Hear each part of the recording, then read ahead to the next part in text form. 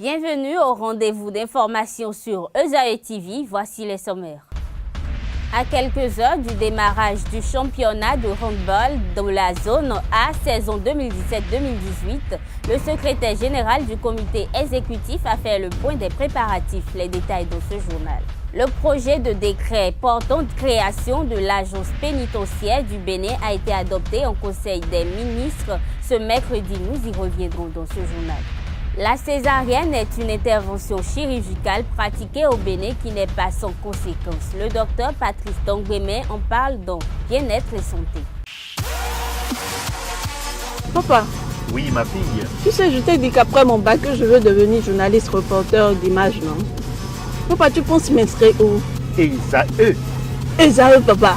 Waouh! Maman, maintenant que j'ai eu le bac, je veux faire les finances et trésors. Tu comptes m'inscrire où? ESAE, mon fils. ESAE? Oui, maman. Papa. Oui. Tu sais qu'après mon bac, je veux être diplomate, non?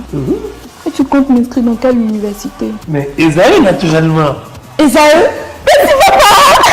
À ESAE, vous êtes bien formé dans les filières comme administration du travail et de la sécurité sociale, administration générale et territoriale, administration des impôts, gestion des marchés publics, planification et développement local, droit et sciences politiques, sciences économiques et de gestion. ESAE, c'est aussi sa télé numérique ESAE TV et son journal L'Informateur. ESAE, c'est à Bédjoumédé, 3e rue après le carrefour 16 ampoules allant à Jericho. Numéro de téléphone 98 98 14 00 96 80 55 11 90 93 65 21. ESAE, l'excellence a un nom. Bonsoir. La Fédération béninoise de handball s'attelle à l'organisation du championnat de la zone A saison 2017-2018. À 48 heures du démarrage de la compétition, Caliste Adankpo, secrétaire général du comité exécutif, a fait le point des préparatifs à une équipe de notre rédaction. Tout est fait prêt pour que le 11 prochain, sur les 3 stades, à savoir le stade du Charles de Gaulle, le stade de l'Amitié et le stade du Camp des Eaux, la balle du hand puisse, n'est-ce pas, tourner. Les dernières formalités pour certains retardateurs, parce qu'en termes de retardateurs, il y a eu des rejets pour des insuffisances au niveau des licences. C'est ça qu'on est en train de finaliser, comme vous pouvez déjà le constater tout à l'heure au secrétariat avec la SA. Et maintenant, les touches techniques, on en a eu. Ce matin déjà, on a eu une réunion avec le comité exécutif élargi à la direction technique et au corps arbitral pour, n'est-ce pas, mettre les pendules à l'heure et pour que chacun sache jouer son rôle pour qu'on ait vraiment des spectacles attractifs. En prélude à ces championnats, le comité exécutif a octroyé le samedi une subvention globale dont le montant s'élève à 2 millions de francs CFA aux 20 clubs participants. Cette subvention est destinée à couvrir une partie des charges d'assurance des joueurs. Qu'est-ce qui a motivé cet accompagnement au club? Le secrétaire général explique. Que nous avons pu octroyer, n'est-ce pas, à ces équipes-là, il faut reconnaître que c'est une miette par rapport à leurs besoins réels. Mais c'est inspiré de nos assises la dernière fois lors de l'AG élective où on a quand même senti que vu les difficultés de ces équipes-là, il faille leur faire quelque chose. Parce qu'il faut l'avouer, nos équipes ont de sérieux problèmes. Ils ont des difficultés vraiment sérieuses. Et comme vous le savez, les mécènes, on en compte très peu de plus en plus. Et donc c'est les responsables d'équipe. Parfois même, c'est le coach qui se signe à partir de son salaire, n'est-ce pas, à prendre en charge tout ce qu'il y a autour. Alors, c'est vrai que c'est 100 000 francs par équipe active, mais nous savons que c'est rien du tout par rapport à leurs besoins. Mais c'est une manière pour nous déjà de dire, OK, nous comprenons vos difficultés et que nous sommes prêts autant que possible à vous venir en aide. Au cours du Conseil des ministres tenu ce 8 novembre, plusieurs décisions ont été prises. Il s'agit entre autres de l'adoption du projet de décret portant création, attribution, organisation et fonctionnement de l'agence pénitentiaire du Bénin. Elle est chargée de reprendre les charges actuelles de la direction administrative pénitentiaire et de la protection des droits humains. Cette structure a pour but de renforcer le système judiciaire en améliorant l'état des prisons civiles et des maisons d'arrêt. La césarienne est une intervention chirurgicale visant à extraire un enfant de l'utérus maternel par incision de la paroi utérine. Cette opération a de multiples conséquences. Le docteur Patrice Dongweme donne des explications dans l'émission Bien-être et santé. Suivons plutôt. Plusieurs indications donc, de la césarienne et les indications sont liées donc, par rapport au fœtus, par rapport à la mère.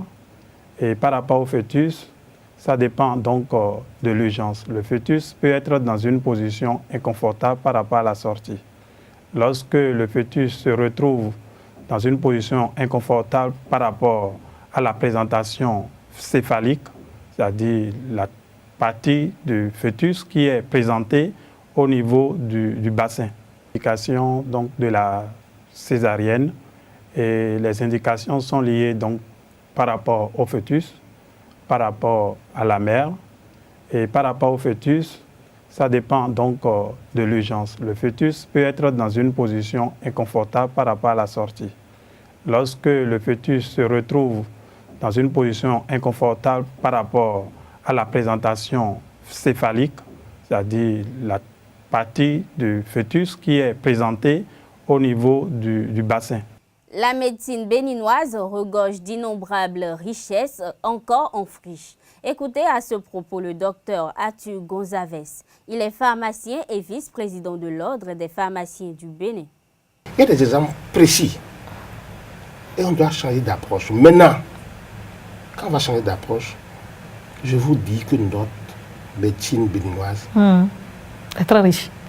Riche, c'est petit dit, c'est abondant. Wow. Il y a de l'abondance dedans. C'est la première fois que j'entends quelqu'un le dire. C'est énorme.